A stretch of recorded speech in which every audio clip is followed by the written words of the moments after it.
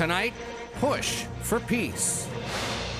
The president says there's a deal to end the war with Iran and reopen the Strait of Hormuz, despite some troubled waters. I'm MTS Taib in Tel Aviv. Just as a possible Iran deal appears within reach, Israeli strikes in Beirut are raising new questions about whether diplomacy can take. Also tonight, birthday spectacle. The president turns 80, celebrating with a big brawl on the White House South Lawn. I'm Olivia Gazis on the Ellipse, where crowds are gathered to cheer on President Trump and cage match fighters. But not everyone is celebrating. I'm Nancy Cordes in Geneva, Switzerland, where thousands are taking to the streets to protest imperialism, fascism, and Donald Trump ahead of the G7 summit.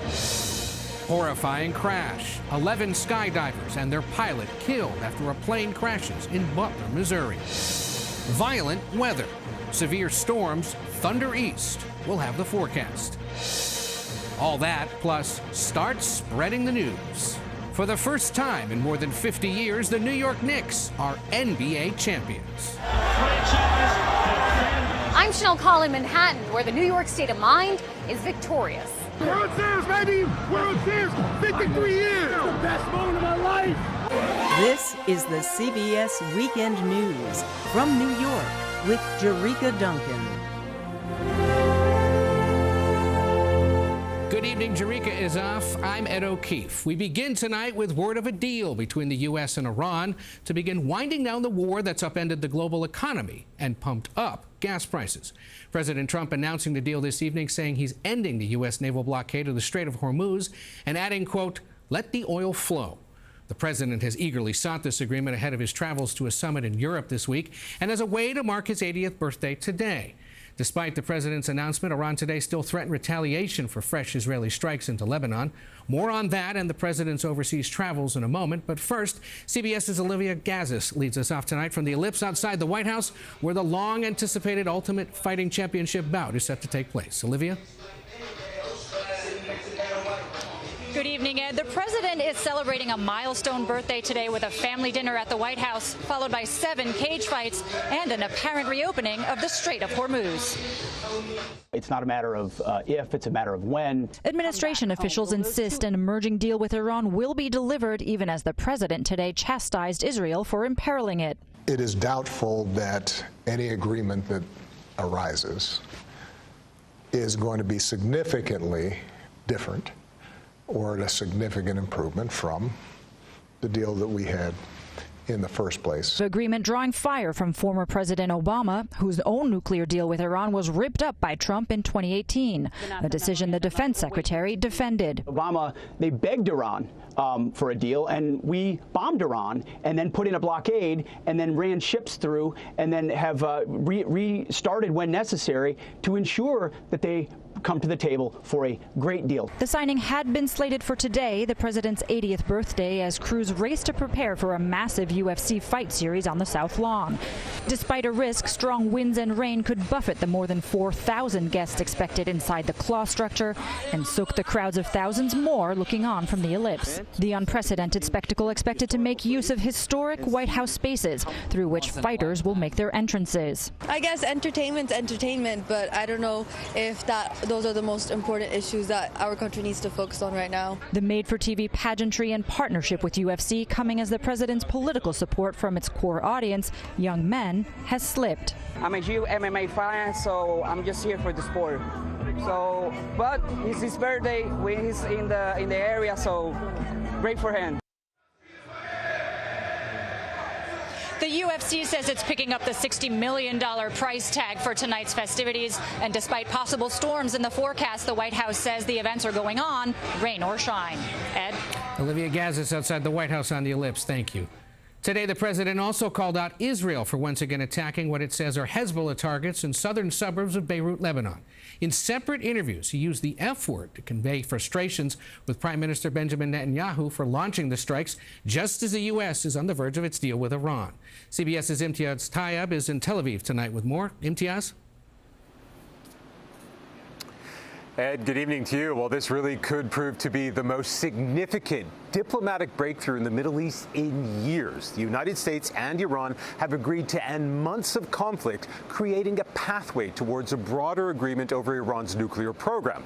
Now, the deal calls for Iran to reopen the Strait of Hormuz, one of the world's most important energy and shipping routes, while the United States is expected to ease some economic pressure on Tehran and extend a ceasefire that has largely held since April. But despite the breakthrough, major questions remain. The agreement is only a framework, with negotiators now facing a 60-day window to tackle the far more difficult issues, including Iran's nuclear activities, sanctions relief, and the future of the Iran-backed groups across the region. And even as the deal was being finalized, Israeli strikes in Lebanon underscored just how fragile this moment remains. Tonight, though, both sides will no doubt be claiming a diplomatic victory. The real test will be whether this agreement can survive the mistrust and violence that have derailed previous attempts at peace. Ed. And Imtiaz, do we know who exactly the United States is negotiating with on this agreement? Well, notably, the U.S. isn't negotiating directly with Iran's new supreme leader, Mujtaba Khamenei, who hasn't been seen or heard from since being appointed. Now, the talks have been conducted through senior Iranian officials, with Pakistan and more recently Qatar helping to mediate. Ultimately, though, any agreement still requires Mujtaba's blessing. So while a memorandum may be signed, the real question is whether the Iranian leadership will remain committed once the harder negotiations begin. Ed. Imtiaz Tayyab in Tel Aviv, thank you. Tonight, President Trump is set to depart the nation's capital, traveling overnight for a diplomatic summit in France. CBS's Nancy Cortez is there with more on what's ahead. Nancy? And the G7 summit is an opportunity for the leaders of the world's 7 largest democracies to gather every year to discuss issues of importance to all of them. And this year, the agenda is especially crowded because in addition to some of the standard topics like China and Ukraine and AI, this is going to be President Trump's first face-to-face meeting with European allies since the start of the Iran war months ago. And that war has taken a toll on the European economy, even perhaps more so than on the U.S. economy, because Europe gets so much of its oil from the Middle East. So these leaders of France and the UK and Germany and others want to discuss plans to get the Strait of Hormuz reopened as quickly as possible. And they may want to talk about the additional 10% tariffs that Trump has proposed placing on trading partners as well. And they're going to want to talk about all of this in a way that doesn't irritate President Trump, who has a history of clashing with this group of leaders when they are all together. On the eve of this summit, thousands of protesters gathered here along the banks of Lake Geneva to make their voices heard on any number of topics, including Trump himself. He's not only trying to bring forth a far-right movement in the United States, he's trying to do the same here in Europe. This G7 summit was originally supposed to begin this weekend, but the organizers agreed to push it back a day in order to accommodate President Trump's birthday celebration and the UFC fight on the White House lawn. Ed? Nancy Cortez, thanks. Back here at home tonight, investigators are at the scene of a deadly plane crash in Missouri. Wreckage of the aircraft lies near the airport in the town of Butler, roughly 65 miles south of Kansas City. On board the aircraft, 11 skydivers and their pilot all died. It happened just after takeoff to the horror of witnesses on the ground. You know, our hearts go out to them. There's nothing we really can say to make it better. We just pray for them and their loved ones and their friends and their family. The sheriff says the plane didn't get more than 100 feet off the ground before crashing. To the weather, tonight nearly 80 million Americans are under a risk for severe storms. Look at this from Briscoe, Texas, where a storm chaser this weekend captured what they call a cloud-to-ground lightning barrage as thunderstorms swept the area. Let's check in with meteorologist Andrew Kozak for the latest. Andrew? Good evening, Ed. Still keeping a close eye on the south, but tonight, special attention on the Northeast and the Great Lakes. Look at all the radar, the colors lighting up places like Pennsylvania, upstate New York, and new tonight, not just severe thunderstorm watches for millions of people, but a couple of tornado warnings. That threat should die down as we progress throughout the night, but then it becomes more of a straight line wind and damaging wind threat for places like New Jersey. That's the red there, Philadelphia, and down toward Virginia, D.C., so we're going to keep special attention to that. These storms will create a line from upstate New York through New York City and Philadelphia by about 10 o'clock, 11 o'clock eastern Long Island, wee hours of the morning for places like Boston up to Maine. So we're dealing with that now, but the good news is we start Monday off cooler, drier, and much better. Highlighted those places that have the World Cup games tomorrow, like Atlanta at 83, much better weather, a few thunderstorms in Miami, and then we're looking at beautiful weather, if not a little toasty for Seattle, and 82 in LA. Ed? Andrew Kozak, thank you. Today, the New York Knicks brought home the NBA's Larry O'Brien Championship Trophy, their first in more than half a century. The Knickerbockers, as they're officially known, earned the title with last night's win over the Spurs in San Antonio. They won 15 of their last 16 playoff games, which included the biggest comeback in finals history. CBS's Chanel calls outside the Madison Square Garden. Chanel? Ed, this is one of the most important and valuable sports franchises playing its games here at MSG, the world's most famous arena. But for more than half a century now, the Knicks have been defined by misery. That is, until last night. Knicks fans erupted in euphoria at watch parties across New York City Saturday night. Parties spilling onto the streets, even below on the subways. After failing to win the NBA Finals in '94 and '99, the team finally clinched their first title in 53 years. New York skyscrapers lit up in orange and blue, longtime fans relishing in redemption. We did it in my lifetime! This is unbelievable! Got my daughter out here! We did that, baby! We did that, baby! With thousands flooding Midtown Manhattan, some celebrations turned chaotic. The NYPD says a 17-year-old was shot in the foot and is expected to survive. Several school buses being used for the World Cup were set on fire, and dozens of people were arrested on charges ranging from assaulting a police officer to disorderly conduct. On Sunday morning, fans showed up to greet the players when they touched down in New York. Series MVP Jalen Brunson holding the trophy. Boss, thank you. With celebrations continuing Sunday afternoon at the Puerto Rican Day Parade. This is the realness of New York City. That power, the feeling, the love, the joy, and all cultures coming together to celebrate one happy family. Exactly. And the festivities aren't over yet. A City Hall ceremony and championship parade will take place here in Manhattan on Thursday. Ed? I suspect many will be calling in sick so they can go to the parade. Chanel Call, thank you.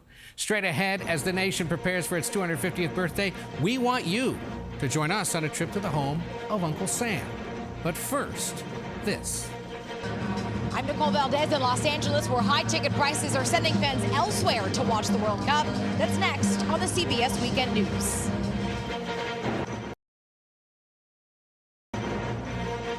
It's day 4 of the World Cup with games being played across North America. Today, Germany pummeled the tiny island nation of Curacao, winning 7-1. More than 5 million fans are expected to attend the games, with a record-breaking number watching on screens around the globe. CBS's Nicole Valdez is at a watch party in Los Angeles. Nicole? Good evening, Ed. Soccer fans from far and wide are taking to the streets of major American cities in droves, bringing a piece of the global football culture stateside. Millions of sports fans across the country soaking in the love for the beautiful game, supporting their native countries any way they can. Some World Cup celebrations were cut short in New Jersey, where a transit nightmare capped off the Brazil-Morocco match. Iran will take the pitch Monday after arriving from Mexico today. They moved their base camp out of the U.S. due to visa restrictions. Still, the World Cup record-breaking. Nearly 25 million people across the U.S. and Mexico tuned in to watch Friday's heart-racing U.S. versus Paraguay match. But soccer fans may have seen something else on their screen: rows of empty seats at matches in Guadalajara and San Francisco. FIFA argues that's not the whole picture. It says many fans in Mexico were standing in the concourse, not at their seats, and that official attendance numbers are based on stadium authorities and tickets scanned at the gate. Already high ticket prices are still climbing. Seats for the U.S. men's next match against Australia in Seattle are already going online for more than $2,000. Probably an irresponsible credit card purchase, but I mean, how often do we get a chance to actually see our own country's team play? Not everyone's willing to empty their pockets and instead are flocking to watch parties across the country. I think the demand's going to be quite high. David Wright with U.S. Soccer invites fans to Venice Beach, where the U.S. Soccer House will be open for the group stage of the tournament, giving fans who aren't going to matches a free place to celebrate. I think if you're a fan of soccer, this is going to be an unbelievable experience. The energy, the passion that you'll see, to be surrounded by other people that also share that same passion, I think is really special and will make the World Cup viewing experience that much better. The tournament still bringing in fans from across the globe. Some European fans are now seeing American staples for the first time ever. Come all the way from London for one of these famous sandwiches. Ah, that's unbelievable. And fans here know this tournament is truly just getting started. This week's matches will bring stars like Messi, Ronaldo, and Harry Kane to the pitch as they start their World Cup runs. Ed? Nicole Valdez, thank you. Still ahead on the CBS Weekend News, the summer sci-fi hit that invaded theaters this weekend, rocking to the top of the box office.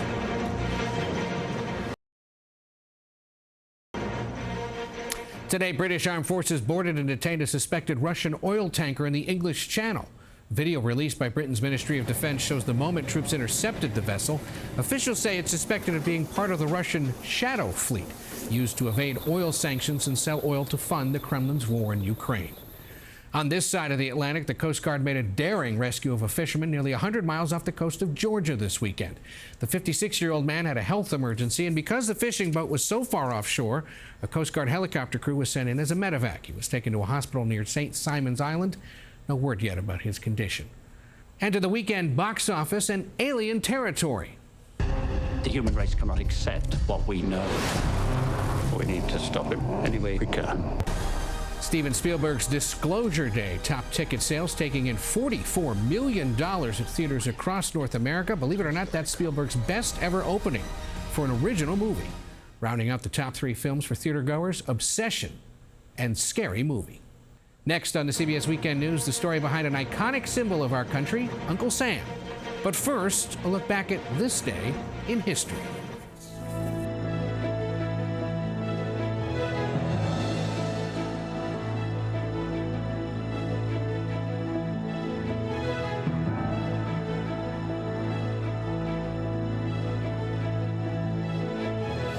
Queen of England today awarded former President Ronald Reagan the highest honor Britain can bestow on a foreigner. She named him an honorary Knight Grand Cross of the Most Honorable Order of the Bath.